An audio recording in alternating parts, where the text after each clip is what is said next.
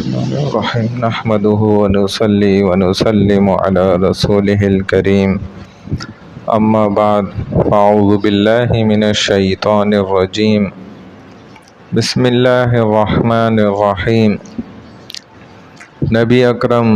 صلی اللہ علیہ وسلم کا وصال بھی ربیع الاول کے مہینے میں ہوا اور جمہور فقہا کے نزدیک 12 ربیع الاول ہی آپ کا وصال کا دن ہے۔ اور جب رسول اللہ صلی اللہ علیہ وسلم کا وصال قریب آیا تو اللہ تعالیٰ نے حضرت جبرائیل علیہ السلام کو بھیجا اور پیغام دیا، تو جبرائیل نے رسول اللہ صلی اللہ علیہ وسلم جہاں حجرے میں موجود تھے وہاں داخل ہونے سے پہلے آپ سے اجازت طلب کی کہ یا رسول اللہ آپ کی اجازت ہو تو ہم داخل ہو جائیں۔ نبی علیہ السلام نے ان کو داخلے کی اجازت دی۔ پھر حضرت جبرائیل نے عرض کیا کہ اللہ کا پیغام آپ کی طرف لے کر آیا ہوں کہ اللہ آپ سے ملاقات کا بڑا اشتیاق رکھتے ہیں، بہت زیادہ شوق رکھتے ہیں اللہ کہ آپ سے ملاقات ہو جائے۔ تو نبی علیہ السلام کو سمجھ آ گئی، آپ سمجھ گئے کہ اب جو ہے موت کا وقت ہے، اور ساتھ میں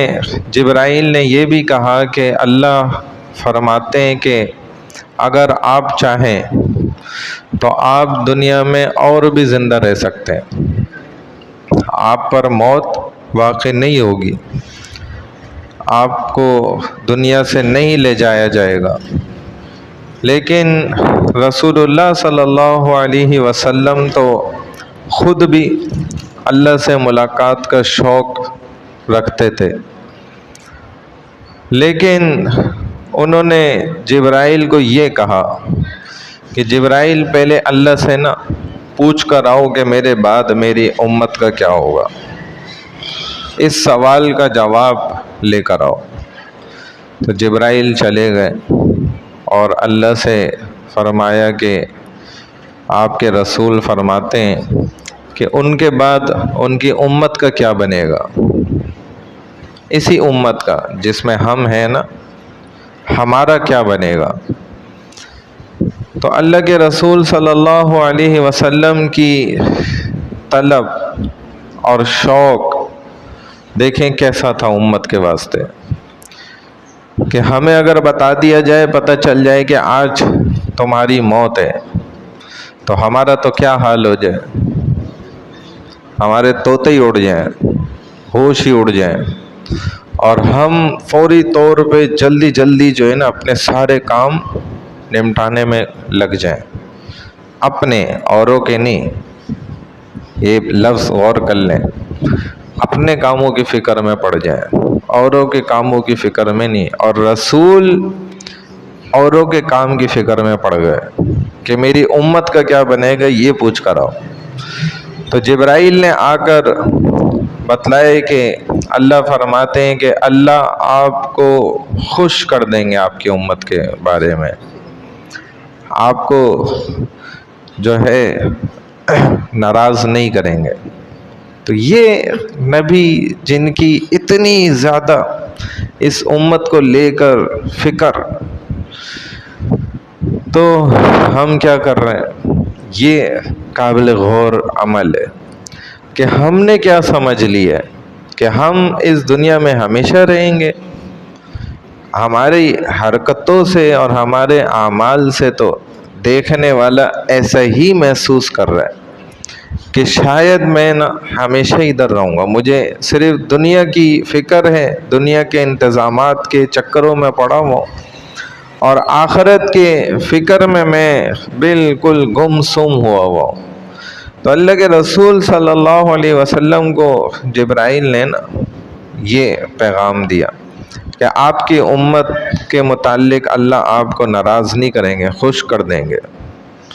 یہ بہت بڑی بات ہے کہ یہ وہ نبی ہیں کہ تمام انبیاء بھی وہ اپنے متعلق ہی روز قیامت، جب قیامت قائم کر دی جائے گی، محشر کا میدان قائم کیا جائے گا، اللہ سامنے آ کر موجود ہوں گے اور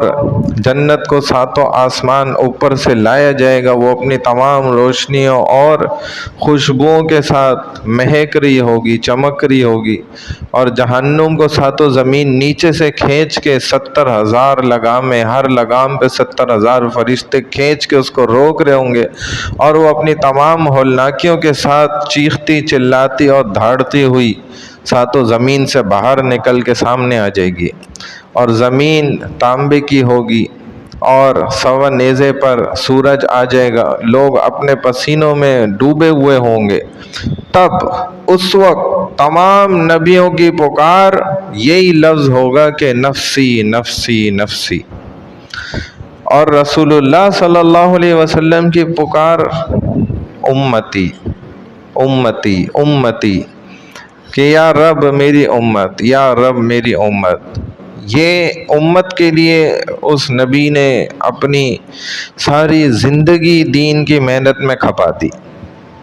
اور ہم نے اس کا نتیجہ کیا دیا نبی کو، رزلٹ کیا نکالا ہے کہ ہم تو دین پہ چلنے کے لیے اب تک تیار نہیں ہیں۔ حیرت کی بات ہے کہ ہم قرآن پڑھا جاتا ہے، اس کا ترجمہ سکھایا جاتا ہے، سمجھایا جاتا ہے، اس میں ہم بیٹھنے کو تیار نہیں، مسجد کے ماحول میں رکنے کو تیار نہیں، ہمارے پاس وقت ہی نہیں ہے ان باتوں کو سمجھنے کا، ان باتوں کو سننے کا۔ تو نبی علیہ الصلوۃ والسلام اپنی پوری زندگی لگا کے چلے گئے کہ یہ امت جو ہے نا کسی طرح اسی اپنے اصل مقصد کے اوپر زندگی گزارے، اور موت کا استحضار رکھے اپنے اندر کہ مجھے ایک نہ ایک دن جو ہے نا مجھے بھی مر جانا ہے، کیونکہ اگر نہ مرنے کا حق حاصل تھا تو وہ رسول اللہ صلی اللہ علیہ وسلم کو حاصل تھا کہ آپ دنیا سے پردہ نہ فرماتے، آپ کو اللہ نے یہ آپشن دیا تھا، یہ حق دیا تھا، لیکن اس نبی نے بھی جا کر یہ ثابت کیا اور دکھا دیا کہ تمہیں بھی اسی طرح اس دنیا سے ایک دن چلے جانا ہے۔ تو اس حال میں جانا کہ تمہارا رب تم سے نہ راضی ہو، خدا نخواستہ رب ناراض ہو اور تم پھر دنیا سے جاؤ، تو یہ بہت خطرناک اور بڑی بربادی ہے۔ اللہ ہمیں اپنی زندگی کے اصل مقصد کو سمجھ کر اور اس پر زندگی گزارنے کی توفیق عطا فرمائے۔ سبحان اللہ و بحمدہ، سبحانک اللہم و بحمدک، نشہد ان لا الہ الا انت، نستغفرک و نتوب الیک۔ ہمارے ایک محلے کے ساتھی نیاز الدین صاحب ہیں، ان کا انتقال ہو گیا کچھ دیر پہلے، ان کی مغفرت کے حوالے سے دعا فرمائے، اللہ تعالیٰ مرحوم کی خوب مغفرت فرما دیں، یا اللہ ان کی سیئات کو حسنات میں تبدیل فرما دیں، یا اللہ تمام گناہوں خطاؤں لغزشوں کو یا اللہ معاف فرما دیں،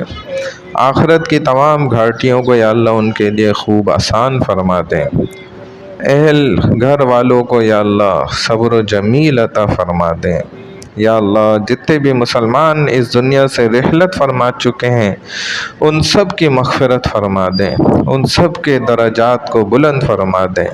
یا اللہ خصوصاً ہمارے والدین جو اس دنیا سے چلے گئے، یا اللہ ان کی قبروں کو نور سے منور فرما دیں، ان کے درجات کو خوب بلند فرما دیں، یا اللہ جتنے بھی مسلمان پریشان حال ہیں جہاں کہیں بھی، یا اللہ ان تمام کی پریشانیوں کو دور فرما دیں،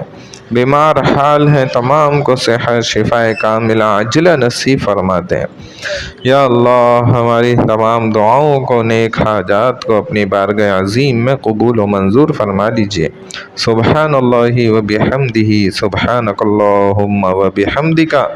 نشہد ان لا الہ الا انت، نستغفرک و نتوب الیک، برحمتک یا ارحم الراحمین۔